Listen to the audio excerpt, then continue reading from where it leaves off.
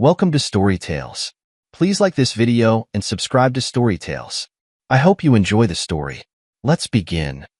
John Calloway adjusted his cufflinks, the cool metal a stark contrast to the heat building in his chest. Something was wrong. He couldn't place it yet, but 18 years as a Marine, 8 of those in Black Ops, had taught him to trust that feeling. The mansion sprawled before him, a testament to wealth and power in this corrupt corner of Texas. Crystal chandeliers threw fractured light across marble floors.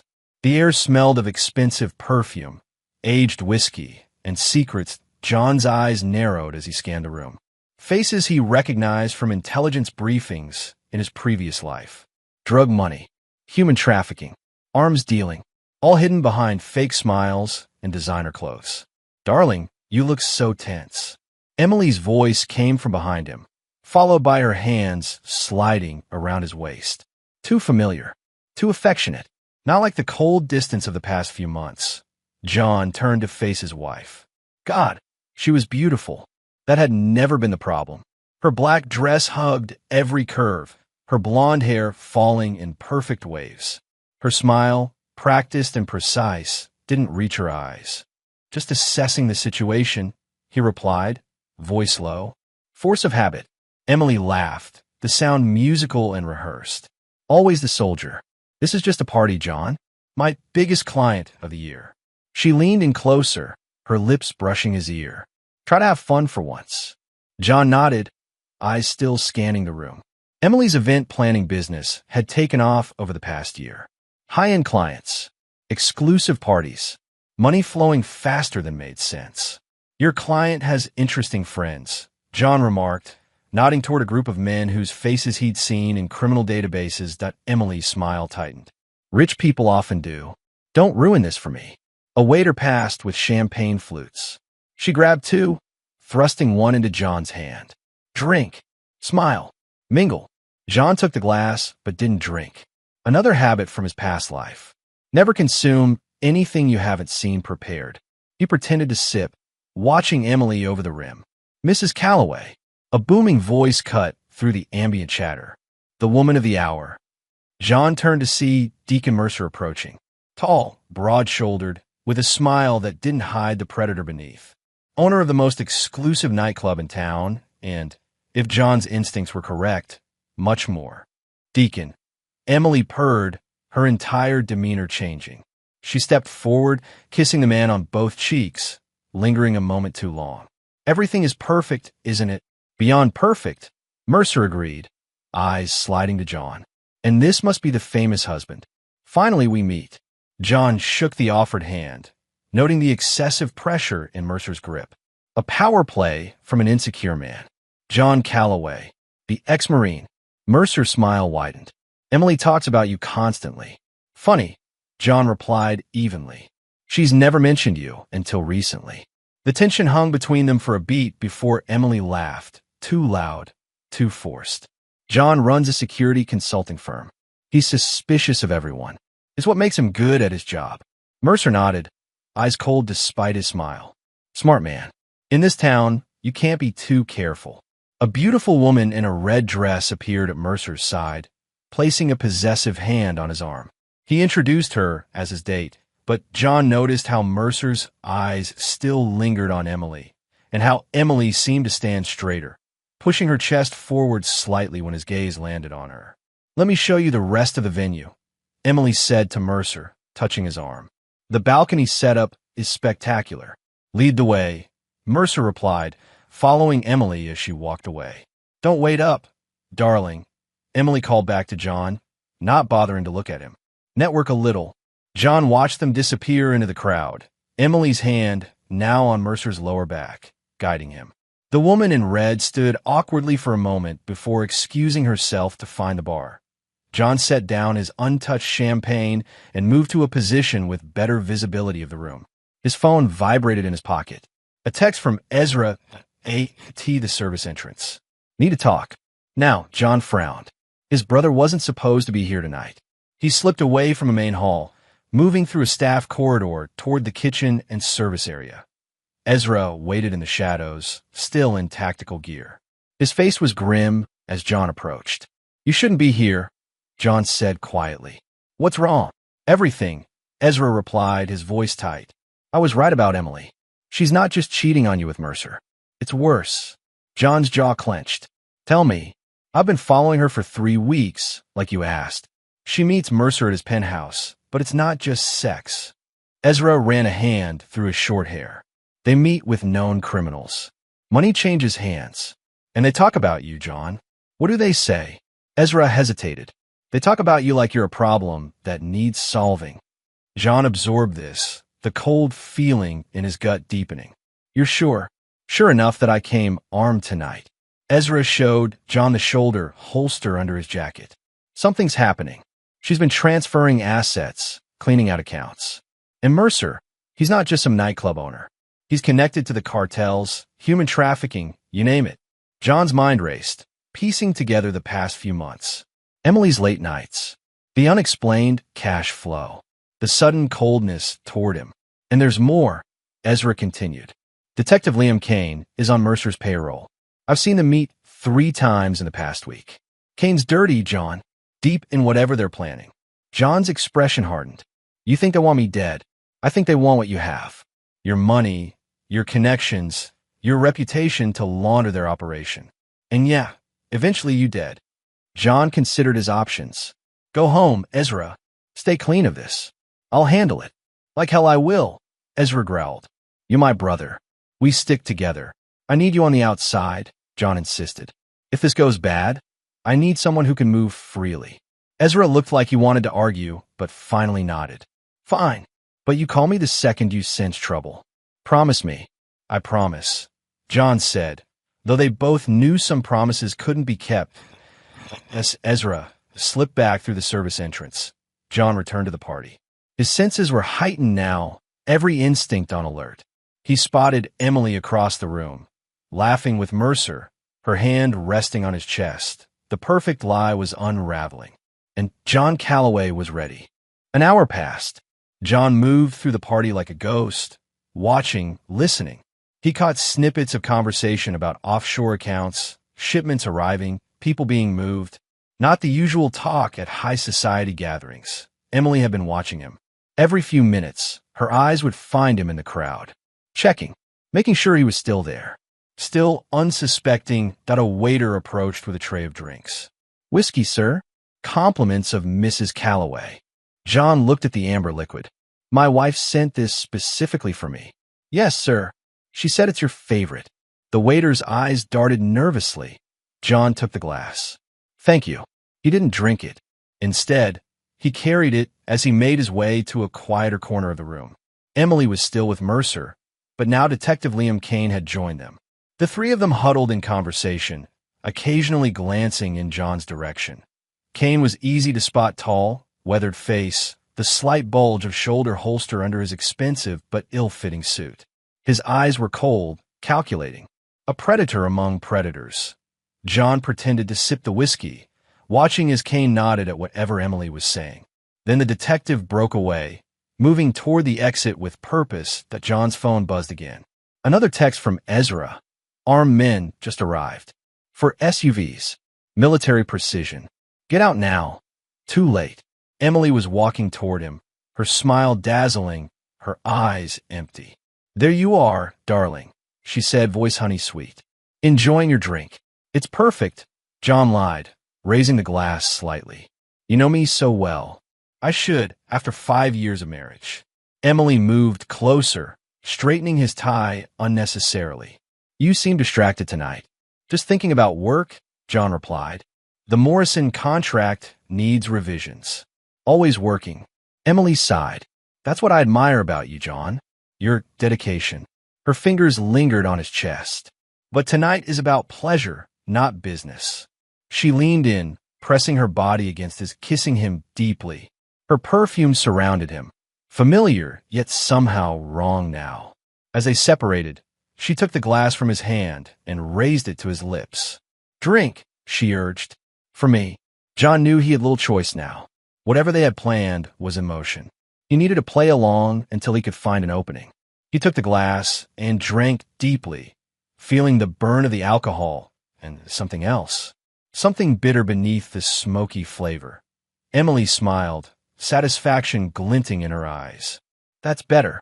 John felt it almost immediately, the edges of his vision blurring, his limbs growing heavy. His training kicked in fighting the effects, controlling his breathing, trying to stay alert. I think I need some air, he said, making his voice slur slightly more than necessary, playing drunker than he felt. Of course. Emily took his arm, guiding him toward a side door. Let me help you. They moved through the crowd, Emily smiling and nodding at guests as she led her increasingly unsteady husband away from the main room. Through a door, down a hallway, away from witnesses. You know, John said, his words deliberately slurred but his mind still fighting the drug. I've always wondered why you married me. Emily's grip on his arm tightened. You were rich, respected, and useful.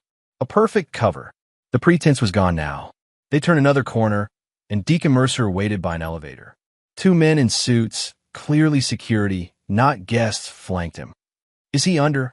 Mercer asked, eyes cold. Almost, Emily replied. He drank all of it. John let his knees buckle slightly, slumping against Emily. He needed them to think he was more incapacitated than he was. Get him in, Mercer ordered. The two men grabbed John roughly, dragging him into the elevator as the doors closed. Emily leaned in close to John's ear. You should have never married me, John. The darkness was closing in, the drug too powerful to fight completely. John felt himself fading, but not before he noted which buttons they pressed, not before he counted the men, not before he began formulating a plan. Because John Calloway didn't survive 3 tours in Afghanistan and countless black ops missions by giving up when the odds turned against him. The elevator descended. To the basement. To what they thought would be his end. Cold water shocked John back to consciousness. He gasped, head snapping up as another bucketful hit him square in the face. The icy deluge cleared some of the fog from his mind, bringing his surroundings into sharp, terrible focus. Concrete walls. Dim lighting. The smell of damp earth and chemicals. His own basement, the secure room he'd built himself for weapon storage and as a last resort safe room. The irony wasn't lost on him. Wakey, wakey, Mercer's voice came from somewhere to his left. John assessed the situation through water-blurred eyes. His hands were cuffed behind him, around the back of a metal chair bolted to the floor. His ankles were zip-tied to the chair legs. The restraints were professional grade. Not surprising given what he now knew about the people who'd put him here. He could feel the drug still in his system, making his thoughts slower than he'd like. But the adrenaline was helping, sharpening his focus. There he is, Emily said, stepping into his field of vision. She'd changed out of her evening dress into something more practical. Jeans, a tank top. Her hair was pulled back, her makeup removed. This was the real Emily, not the carefully constructed socialite wife. John spat water onto the floor. Why the theatrics? If you wanted a divorce, you could have just asked. Emily laughed, the sound echoing off the concrete walls. A divorce? And split everything 50-50? Please. Mercer moved forward, standing behind Emily, hands resting possessively on her hips. Your wife has expensive tastes, Calloway, and I have expensive plans. John noticed 3 other men in the room. 2 obvious muscle ex-military by their stance and vigilance.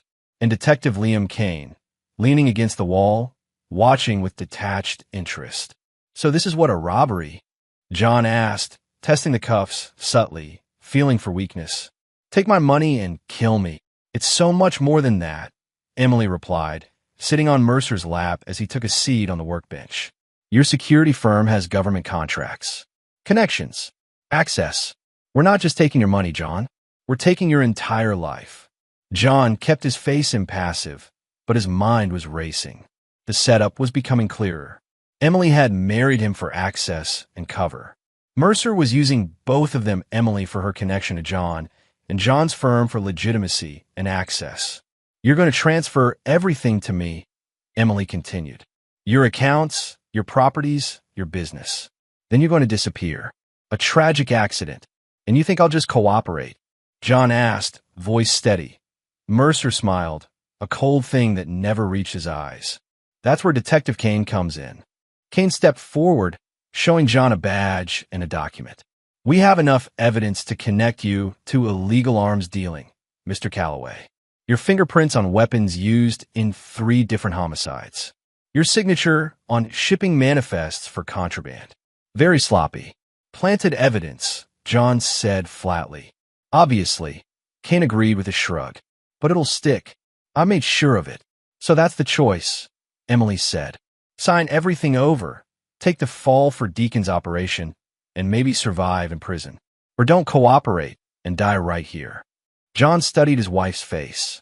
This cold-blooded creature who'd shared his bed for 5 years. And all of this, our marriage, was part of the plan from the beginning. Something flickered across Emily's face. A moment of not quite regret. Hesitation, maybe, not at first, but opportunities presented themselves. "When she met me," Mercer interjected, his hand sliding up under Emily's tank top, "she realized she'd married the wrong man." John watched as Emily leaned into Mercer's touch, a performance meant to hurt him. But John had already disconnected from the emotion of the betrayal. Now he was calculating, observing, planning. "Now you're going to watch while real men take me," Emily said, turning to face Mercer, straddling him on the workbench. Mercer grabbed her roughly, his mouth on her neck. Emily's eyes stayed on John, watching for his reaction. John gave her nothing. Instead, he scanned the room for what he could use. The basement was his domain. Even with the restraints, even outnumbered, he had the advantage of knowing every inch of this space. His eyes locked on a large metal box in the corner. The custom gun safe he'd installed, supposedly known only to him. Emily followed his gaze and smiled. "Yes, we found your little hidey hole. And when they're done with me..." She climbed off Mercer and walked to the metal box, running her fingers along its seam. "I have a little surprise for you." John's jaw clenched. The only thing he kept in that box was his custom Magnum, a weapon too conspicuous for everyday carry, but too reliable to discard. If they had found that... Emily returned to Mercer, who was now unbuckling his belt. She began to kiss him hungrily, putting on a show, hands working at his clothes. Kane looked away, seemingly uncomfortable. "I'll check the perimeter," he muttered, heading up the stairs. The 2 guards maintained their positions, one by the stairs, one by the exterior basement window. Both armed, both watching John despite the spectacle Emily and Mercer were creating. John felt the familiar calm of combat settling over him. The world narrowed to objectives, obstacles, and advantages. His thumb would dislocate easily enough, an old trick he'd learned in training. The chair was bolted down, but the cuffs were standard issue. The zip ties would be trickier. Emily and Mercer were getting more explicit, more vocal. The guard by the window shifted uncomfortably, his attention split. The one by the stairs remained focused on John, but his stance had relaxed slightly. John caught movement in the small basement window, a shadow passing by outside. Ezra. His brother had tracked him here. That changed the equation. John gave a small nod, almost imperceptible, toward the window. The shadow moved away as Emily continued pleasuring Mercer. Putting on her degrading show, John's mind was already plotting his escape. His marine instincts took over, scanning the room for weaknesses, timing the guards' movements, calculating angles. He wasn't just going to escape, he was going to burn them all down. They thought they had broken him, humiliated him. They had no idea who they were dealing with. John Calloway didn't forgive. He didn't forget. And he never, ever lost. John waited until Emily and Mercer were fully distracted with each other. The guards had settled into a false sense of security, their attention divided between watching him and averting their eyes from the spectacle unfolding on the workbench. The moment had arrived. John flexed his right hand, took a deep breath, and with a quick, practiced motion, dislocated his thumb. Pain shot up his arm, but years of training had taught him to compartmentalize discomfort. The cuff, tight moments ago, now had just enough give. He worked his hand free, careful to keep his movements hidden from the guards. His wrists were raw, blood trickling down his fingers, but that was irrelevant now. The rush of adrenaline narrowed his focus to a laser point. The guard by the stairs, Miller, based on the way Mercer had addressed him earlier, shifted his weight, bored with his assignment. The second guard, positioned by the window, checked his phone briefly. John caught another shadow pass by the basement window. Ezra was still out there, waiting. Good, Emily moaned loudly, putting on a show for John's benefit. Neither she nor Mercer was watching him now. John slipped his freed hand slowly behind the chair, feeling for the bolts. One was loose. He'd noticed it months ago and never fixed it. Another small advantage. With precise timing, John waited until Miller turned his head to whisper something to the window guard. In that moment, John surged upward, the chair still attached to his left arm and legs, and lunged toward Miller. Before the guard could react, John had closed the distance between them. With a swift, brutal motion, he wrapped his right arm around Miller's neck and twisted. The crack echoed in the basement. What did the second guard began, reaching for his weapon. John was already moving. He swung the chair, still partially attached to him, hitting the guard and knocking him off balance. The guard's gun discharged, the bullet embedding itself in the ceiling. The sound finally caught Emily and Mercer's attention. Emily screamed. Mercer scrambled for his pants, where his own weapon was holstered. "Kill him," Emily shrieked. "Just kill him." John broke the chair against the wall, freeing his left arm. The zip ties still bound his ankles to the chair legs, limiting his mobility, but he'd managed to grab Miller's knife from his belt. The second guard regained his footing and raised his gun. John threw the knife with deadly accuracy, embedding it in the man's throat. The guard staggered backward, clutching at the blade, then collapsed. "Jesus Christ!" Mercer gasped, fumbling with his gun. John dragged himself to the workshop cabinet, using his upper body strength to compensate for his still-bound legs.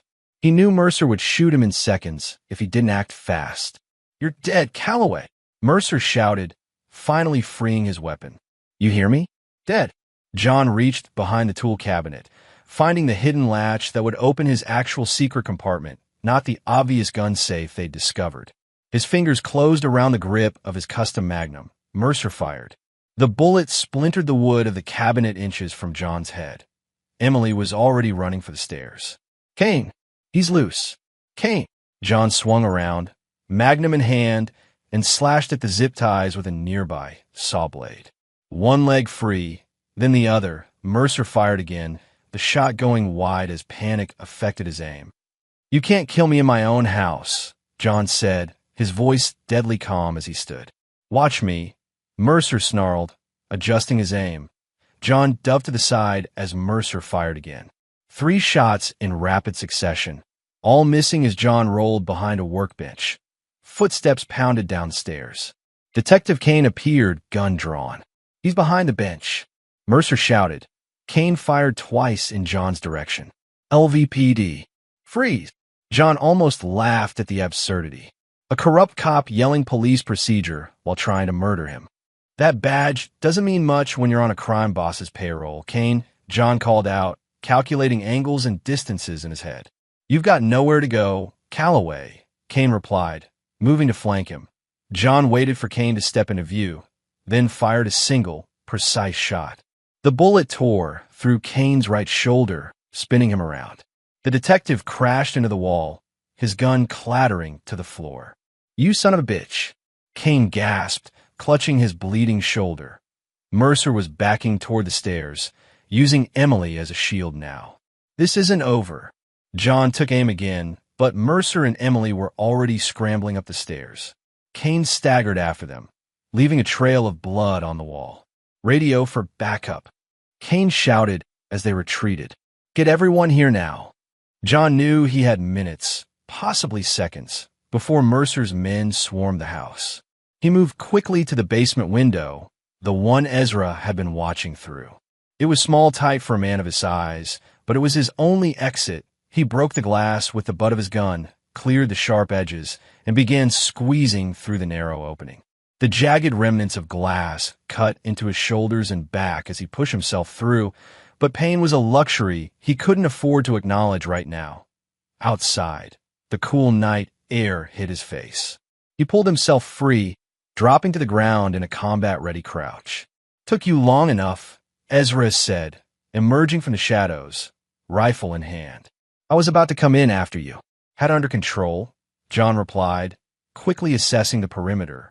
No visible threats yet, but he could hear shouting from inside the house. "We need to move. Now. This way," Ezra said, leading him toward the edge of the property. "I bet a car stashed 2 blocks over." As they moved through the darkness, staying low and using the landscaping for cover, John heard sirens in the distance. "Kane's called and his corrupt friends," John said. "How'd you find me?" "Tracked your phone," Ezra replied as they slipped through a gap in the hedge. "And when that went dead, I figured they'd take you somewhere they controlled. Your house was the logical choice." They reached the street and moved swiftly between parked cars, avoiding streetlights. "You were right about Emily," John said, his voice betraying no emotion despite the words. Ezra glanced at his brother. "I wish I hadn't been.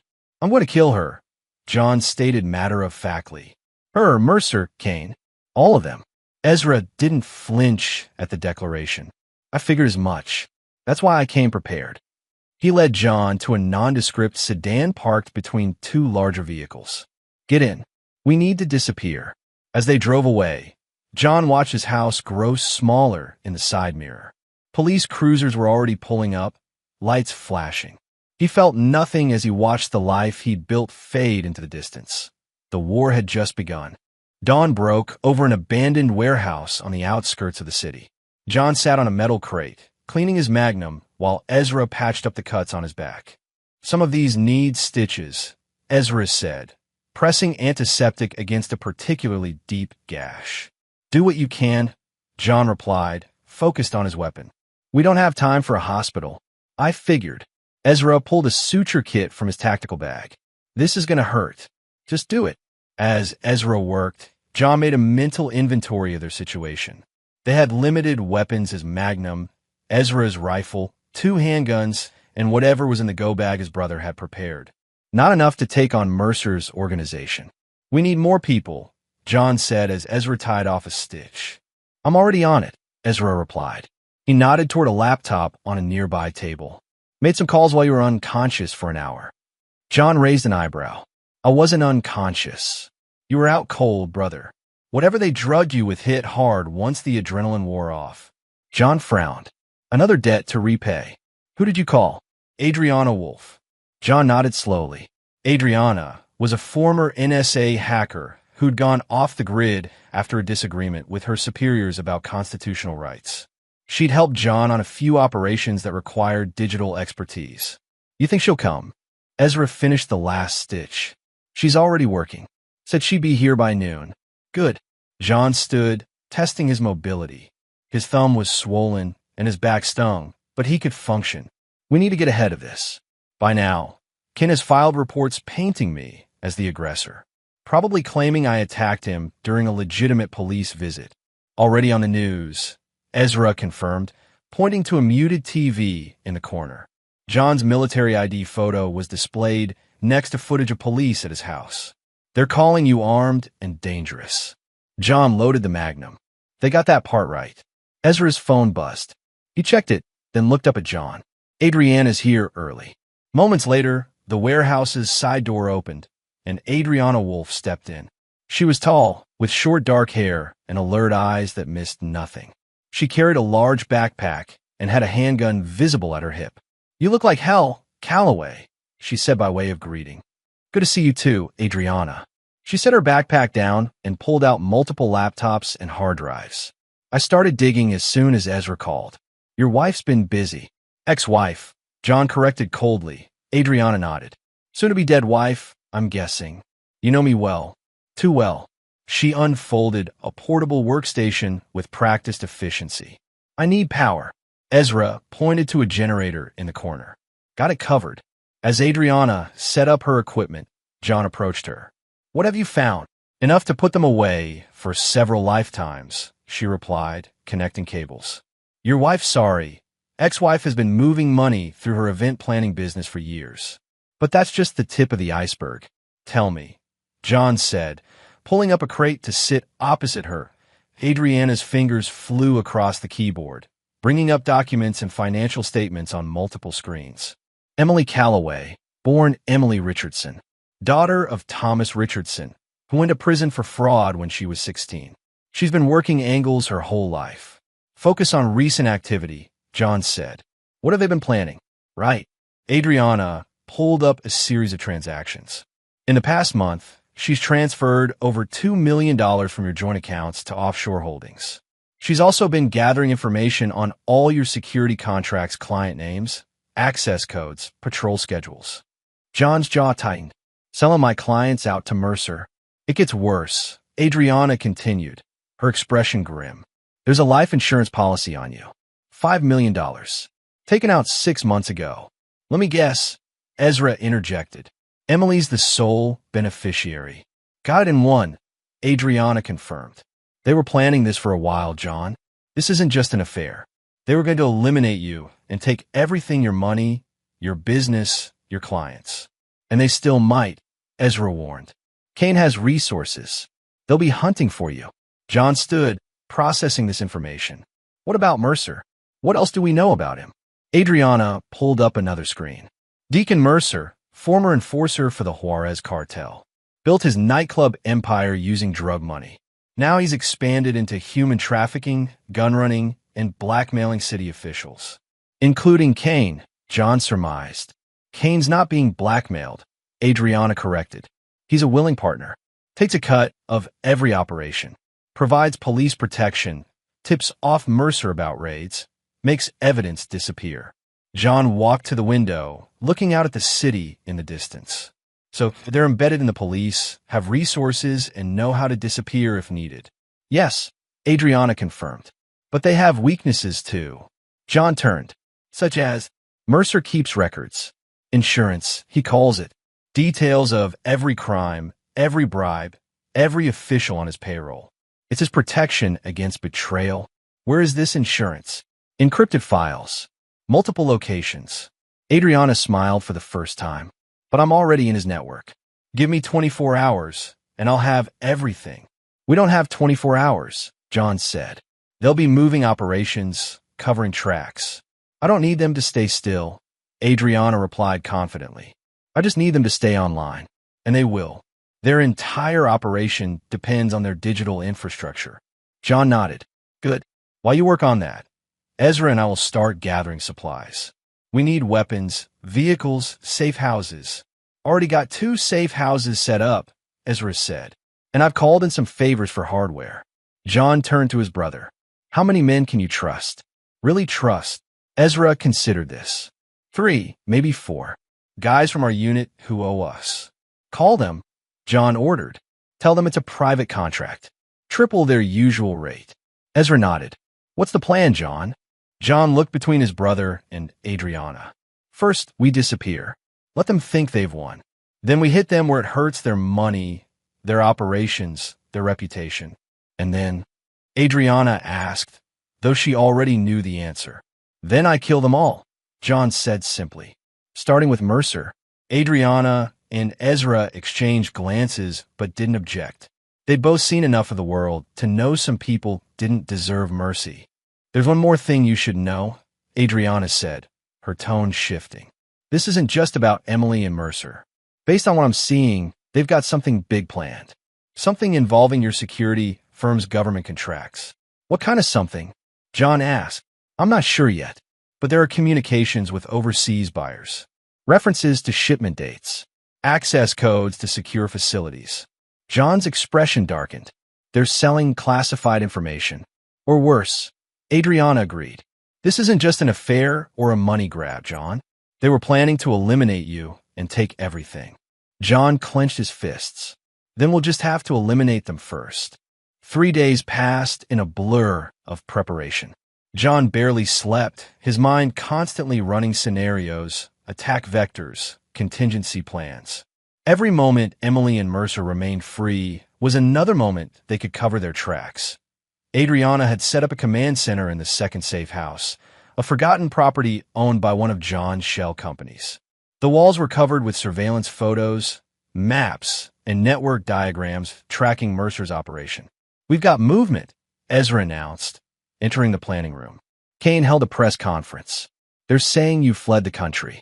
John looked up from cleaning a sniper rifle. They took the bait. The previous day, they'd leaked carefully crafted misinformation through channels they knew Kane monitored. A false trail leading to Mexico, then international flights booked in John's name to various European destinations. It gets better, Ezra continued, tossing a newspaper onto the table. They're painting you as a jealous husband who attacked a police officer and an innocent businessman after discovering your wife's affair. Let them spin their story, John replied, unbothered. It keeps them focused on a threat that's supposedly thousands of miles away. Adriana entered, tablet in hand. I've got something. Her expression was more animated than it had been in days. I cracked Mercer's primary server. Everything's their transaction records, blackmail material, client lists for human trafficking operations. Names? John asked, standing. Everyone, Adriana confirmed, including several federal officials we thought were clean. John nodded. Make copies. Secure them in multiple locations. Already done. Adriana placed the tablet on the table, bringing up a complex diagram. I also found their upcoming operations. There's a shipment arriving tomorrow night. Weapons and girls, based on the communications. Where? Pier 17. Midnight. John looked to Ezra. Alert your men. We're going to hit that shipment. Ezra nodded. And after that, we send the evidence to the FBI, John said. Not the local office, they're compromised. We go straight to the assistant director in Washington. You trust the feds to handle this? Adriana asked skeptically. I trust them to create chaos in Mercer's organization, John clarified. We don't need them to solve our problem. We just need them to apply pressure while we prepare for the real attack. Adriana smiled grimly. I like how you think, Calloway. What about Emily? Ezra asked. She hasn't been seen publicly since that night. John's expression hardened. She's with Mercer, hiding at his penthouse, based on the security footage you obtained. She's scared, Adriana noted, pulling up surveillance images on her tablet. Look at her body language in these stills. The way she's hunched, constantly looking over her shoulder. She should be scared, John said coldly. Adriana studied him. You want her to suffer first, don't you? I want her to understand exactly what she's done, who she betrayed. John's voice was calm, but carried an undercurrent of deadly intent. She chose this path. Now she'll see it through to the end. Ezra exchanged glances with Adriana, then checked his watch. My contacts will be here in an hour with the rest of the equipment. We should finalize the pier operation. As they gathered around the tactical map, John's phone buzzed. A text message from an unknown number. Subpoena issued for your bank records. Kane moving fast. IT was one of their informants in the courthouse. John showed the message to the others. Time to complicate their lives, he decided. Adriana nodded, understanding immediately. I can release the first batch of evidence now. Not everything, just enough to keep the FBI interested.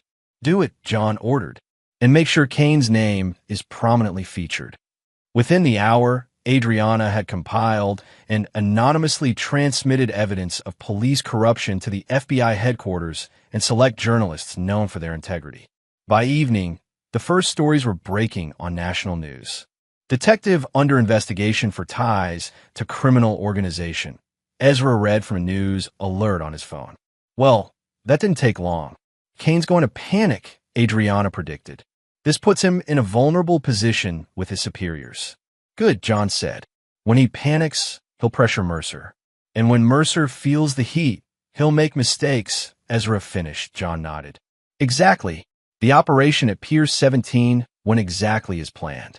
John and Ezra's team intercepted the shipment, freed the trafficked women, and captured enough evidence to bury Mercer 10 times over. They left an anonymous tip for a federal task force operating independently of the local police, ensuring the scene would be discovered before Mercer's people could clean it up. By morning, the news was reporting a major blow to a trafficking ring with possible connections to corruption in the police department.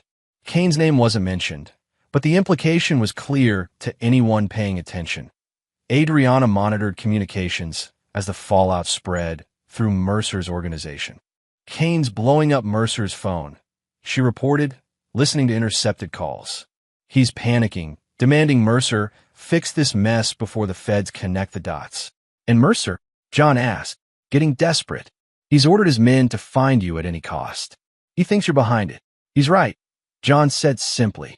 There's more, Adriana continued, her expression turning serious. Emily's position is deteriorating. Mercer's treating her like an asset that's outlived its usefulness. In their last call, he told her she was part of the problem now, not the solution. John showed no sympathy. She made her choice. She's talking about running, Adriana added. Using the money she stole from you to disappear. She won't get far, John stated with absolute certainty. Ezra approached with a satellite phone. Our source at the federal building confirms the FBI has opened a formal investigation into Kane and Mercer. They're securing warrants now. Perfect timing, John said. Adriana, it's time for phase 2. Adriana nodded, pulled out a burner phone, and handed it to John. Untraceable. One-time use. John took the phone and typed a simple message to Emily's personal number. You chose the wrong side. Emily. He hit send, then crushed the phone under his boot. She'll know it's from you, Ezra observed. That's the point, John replied. Now we wait. Their surveillance cameras caught Emily's reaction when she received the text. She was alone in Mercer's penthouse, pacing nervously. When her phone chimed, she jumped, then stared at the screen. The color drained from her face. She tried calling someone, presumably Mercer, but got no answer. She's scared, Adriana noted, watching the feed. She's trapped, John corrected. She betrayed me, and now Mercer's betraying her. She has nowhere to go. What's our next move? Ezra asked. John checked his watch. We wait for Mercer to make his inevitable mistake. When the walls close in, he'll try to run. He looked up at the surveillance screens, showing Mercer's various properties. And when he does, we'll be ready. Adriana's computer pinged with an alert. Movement at Mercer's club. He's clearing out the safe room. Looks like he's preparing to bug out. John nodded, his expression showing nothing but cold determination. Tell your contacts at the airport to be ready. He'll head for his private jet once he has what he needs. And Emily? Ezra asked. She'll go with him, John said with certainty. She has no other options left. Ezra nodded grimly. Then we end this tomorrow. Yes, John agreed, checking his weapons. Tomorrow, they pay for their betrayal. Dawn broke over the private airfield on the outskirts of the city. A sleek Gulfstream G650 waited on the tarmac, its engines already warming up. The pilot had filed a flight plan for Cabo San Lucas, a convenient jurisdiction with limited extradition policies. John watched through the scope of his rifle from his position in an abandoned hangar 300 yards away. Ezra was already in position on the roof of a maintenance building, his sniper rifle trained on the main entrance. Status, John asked through his comm device. 6 tangos visible, Ezra reported. 4 security personnel at the perimeter, 2 crew members by the plane.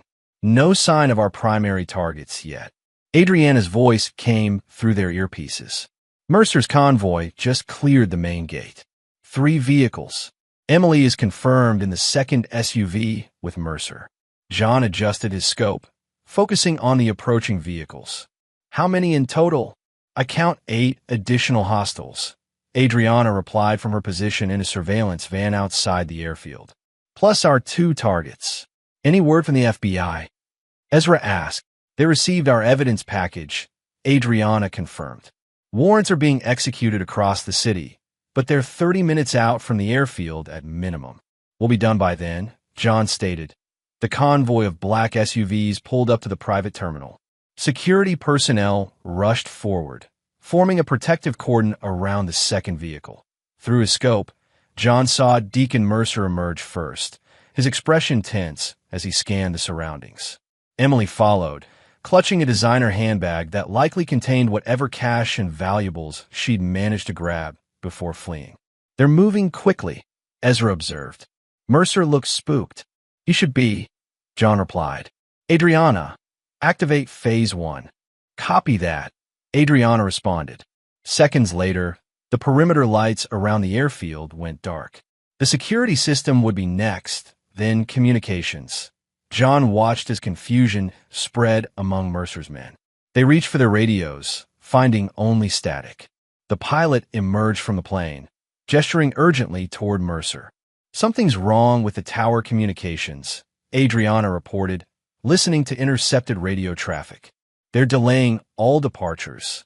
Perfect, John said. Ezra, on my mark, take out the 4 perimeter guards. 3-second intervals, starting from the east position. Copy, Ezra replied, adjusting his aim. John switched to a different radio channel. Team 2, prepare for breach of the vehicles. 3 former Marines that Ezra had recruited acknowledged the order. They were positioned near the terminal entrance, waiting to cut off any retreat to the vehicles. Execute, John commanded.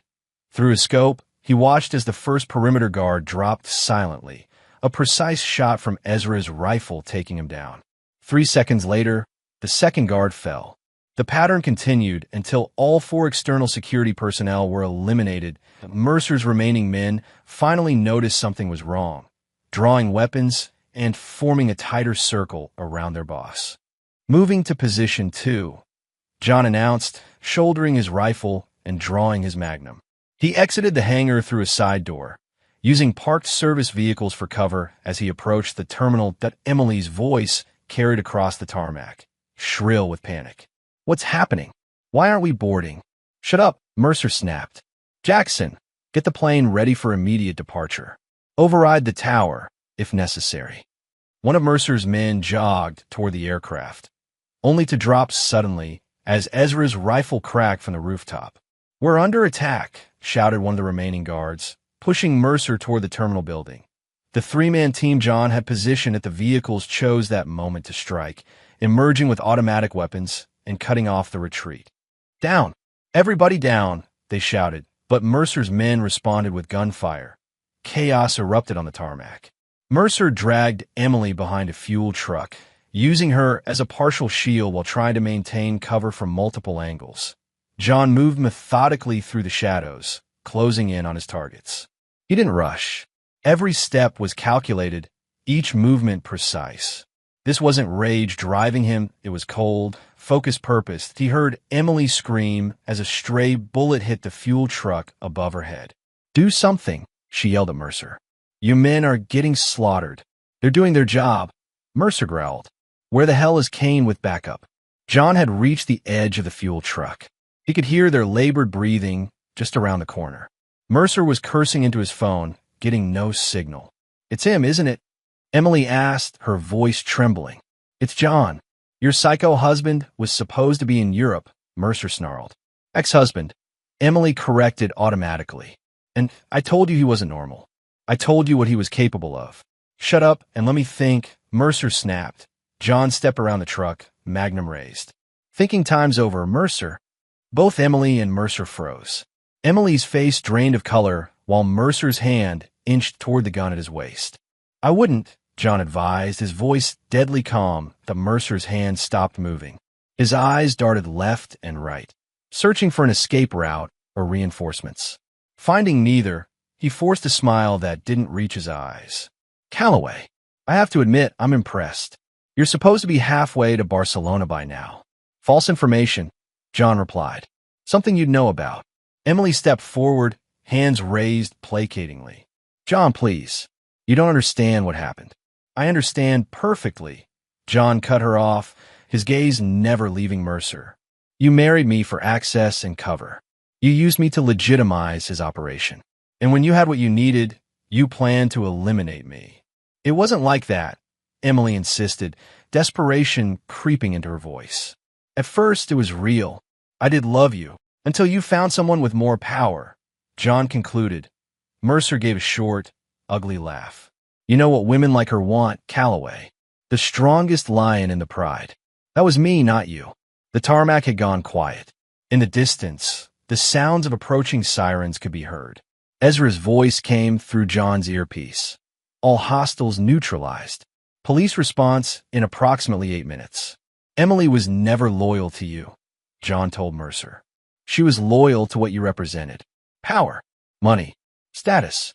The moment you're gone, she'd find someone else. You think I don't know that? Mercer scoffed. Women like her are interchangeable.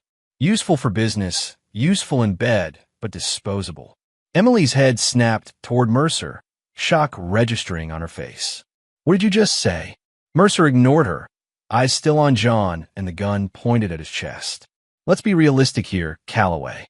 You kill me, what does that get you? Revenge? And then what? You spend the rest of your life in prison. Who said anything about prison? John asked, his finger steady on the trigger, but Mercer's composure cracked slightly. He grabbed Emily suddenly, yanking her in front of him as a human shield. Back off, or she dies first. Emily struggled in his grip. Deacon, what are you doing? Shut up, he hissed, pressing a gun to her temple. You think I care about this bitch? He called to John, laughing. She's just another hole to me. Emily went still, the truth of her situation finally dawning on her. The color drained from her face as she realized that she had never been in control, not of Mercer, not of John, not even of her own fate. John, she whispered, her eyes pleading. I'm sorry. John's expression remained impassive. So am I. Without hesitation, John raised his weapon and fired a single shot. The bullet passed within inches of Emily's head before striking Mercer directly between the eyes. A perfect kill shot that Mercer's grip on Emily loosened as he crumpled to the ground, dead before he hit the tarmac. Emily fell to her knees beside Mercer's body, trembling violently. Her designer outfit was splattered with blood, her carefully maintained facade completely shattered. She looked up at John, tears streaming down her face. John, I only did it because I loved you, she said, the lie hollow even to her own ears. John stared down at her, his eyes cold and unforgiving. You don't betray people you love. Emily reached out a hand toward him. Please, John, we can start over. I have money. We can disappear together. There's no we. Emily. There never was. She scrambled to her feet, desperation overriding her fear. What are you going to do? Why should I have done years ago? John replied. Trust my instincts. Emily's eyes widened as she realized what was about to happen. No, John, please. A single gunshot echoed across the tarmac. Emily collapsed, a small, precise bullet hole centered in her chest. Her eyes remained open, a mixture of shock and understanding frozen on her face. John holstered his weapon as Ezra approached, rifle slung over his shoulder. Police ETA, 3 minutes. Ezra reported, glancing at the bodies. We need to move. Not yet, John replied. There's something at the house we need to check first. The metal box. Ezra asked. John nodded. Whatever was in there, it was important enough for Emily to use as leverage. I need to know what it is. Adriana can pick us up at the service road, Ezra said, already moving toward their extraction point. But we'll need to hurry. As they left the scene, John didn't look back at the woman who had betrayed him or the man who had helped her. In his mind, justice had been served. Not the justice of courts and laws, but the more ancient kind, the justice of consequences. The journey back to the house was tense. Police chatter filled the radio as units responded to multiple scenes across the city. The airfield, Mercer's nightclub, his various properties. The FBI had moved faster than anticipated, executing simultaneous raids based on the evidence Adriana had provided. They found the trafficking victims at the warehouse. Adriana reported from behind the wheel, navigating through back streets to avoid checkpoints. 32 girls, some as young as 14. Mercer was planning to ship them out tomorrow. John said nothing, his mind focused on their final objective. The house would be watched, but the chaos of multiple crime scenes would spread law enforcement thin. We've got a 10-minute window at most, Ezra warned as they approached the neighborhood. The first responding officers have been called to the airfield, but backup units will secure your house soon. 10 minutes is enough, John replied. Adriana parked 2 blocks away. I'll keep the engine running. John and Ezra moved through the shadows between houses, approaching John's property from the rear. The house was dark, crime scene tape still visible across the front entrance from the initial investigation days earlier. Same entry point as before, Ezra asked, nodding toward the basement window. No, John replied. They'll have sealed it. We'll use the garage access tunnel. They moved to a seemingly normal tool shed at the edge of the property. John punched a code into a hidden panel, revealing a narrow passage that led directly to the garage. Sometimes paranoia pays off, Ezra remarked as they entered the tunnel. It's not paranoia if they're really out to get you, John replied. The tunnel opened into the garage, which connected to the main house. They moved quickly through the empty rooms, weapons ready, though they expected no resistance. The box is still in the basement, Ezra asked. As they approached the stairs, John nodded. Whatever it is, Emily wanted me to see it after they were done with me. The basement looked different in the dim emergency lighting. Bloodstains marked the floor where John had killed Mercer's guards days earlier. The chair he'd been bound to was still there, broken pieces scattered across the concrete. And in the corner stood the large metal box. Cover the entrance, John instructed Ezra. This won't take long. Ezra positioned himself at the base of the stairs while John approached the box. It was about 4 feet high and 3 feet wide, large enough to hold weapons, documents, or other contraband. The lock was electronic, requiring a combination. John knelt beside it, examining the keypad. He tried Emily's birthday first, then their anniversary. Both failed. Try the day you met her, Ezra suggested, keeping his attention on the stairs. John punched in the numbers. July 14th, 17. The lock clicked open. Some things you don't forget, John murmured, pulling the heavy door open. What he saw inside froze him in place. Bound and gagged, curled into a fetal position, was a teenage girl. Her eyes, wide with terror, stared up at him, pleading. Jesus Christ, John breathed, immediately reaching in to remove the gag. Are you hurt? The girl flinched away from his touch, trying to press herself further into the corner of the box. I'm not going to hurt you, John said, making his movements slow and deliberate. I'm here to help. Ezra looked over his shoulder, shocked. Is that one of Mercer's trafficking victims? John confirmed grimly, carefully cutting the zip ties that bound the girl's wrists and ankles. My guess is she saw too much or tried to escape. They were keeping her here as punishment. The girl couldn't have been more than 16. Bruises marked her arms and face, and she was severely dehydrated. How long had you been in there? John asked gently. 3 days, she whispered, her voice raw. They said they'd come back, but no one did. John's jaw tightened. What's your name? Mia, she replied, still trembling. Okay, Mia. I'm John, and this is Ezra. We're going to get you out of here, but we need to move quickly. Can you walk? She nodded uncertainly. John, Ezra warned. We've got headlights on the street. We need to go now. John helped Mia stand, supporting her weight as her legs threatened to give out. We're taking you somewhere safe, he promised. Mercer can't hurt you anymore. Is he dead? Mia asked, hope and fear mingling in her voice. Yes, John replied simply. He's gone, and his entire operation is being shut down as we speak.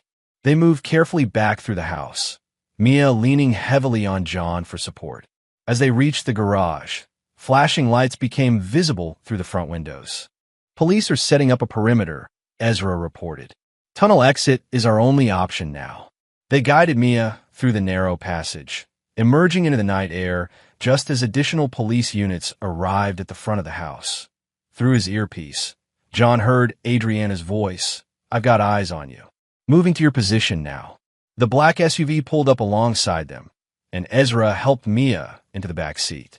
John paused, looking back at the house that had once been his home, that eye in the distance. He could see flames beginning to lick at the structure.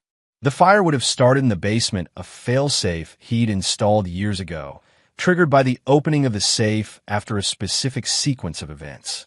The house is burning, Ezra noted, following John's gaze. Good, John replied. Let all burn.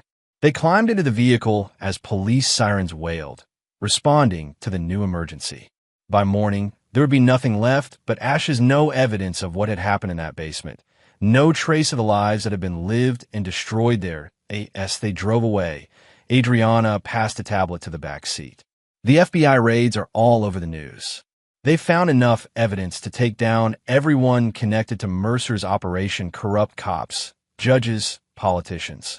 Kane was arrested trying to flee the city. What about us? Ezra asked. They'll be looking for John. They won't find him, Adriana replied confidently. I've already prepared new identities for all of us. Clean slates. Mia had fallen asleep, exhaustion finally overcoming fear. John watched the girl, thinking of how many others like her had suffered at Mercer's hands. "We need to get her medical attention," he said quietly, "and find out if she has family looking for her." Adriana nodded. "I've arranged for a doctor who won't ask questions. After that, we can contact the authorities anonymously, make sure she gets home safely." John turned his attention back to the road ahead. Behind them, his old life burned to the ground. Ahead lay uncertainty, but also a strange sense of freedom. "The evidence you leaked," he said to Adriana. "How widespread was it?" "Global," she replied with satisfaction. "Every criminal connection, every corrupt official, every dirty deal Mercer ever made, it's all public now. His empire isn't just crumbling, it's being dismantled brick by brick." For the first time since the night of the betrayal, John allowed himself a small smile. It wasn't happiness, he wasn't sure he remembered what that felt like. But it was the satisfaction of a mission completed, justice served in its most absolute form. "They never should have crossed you, John," Ezra said quietly. John looked out at the city lights as they faded into the distance. "No," he agreed. "They shouldn't have."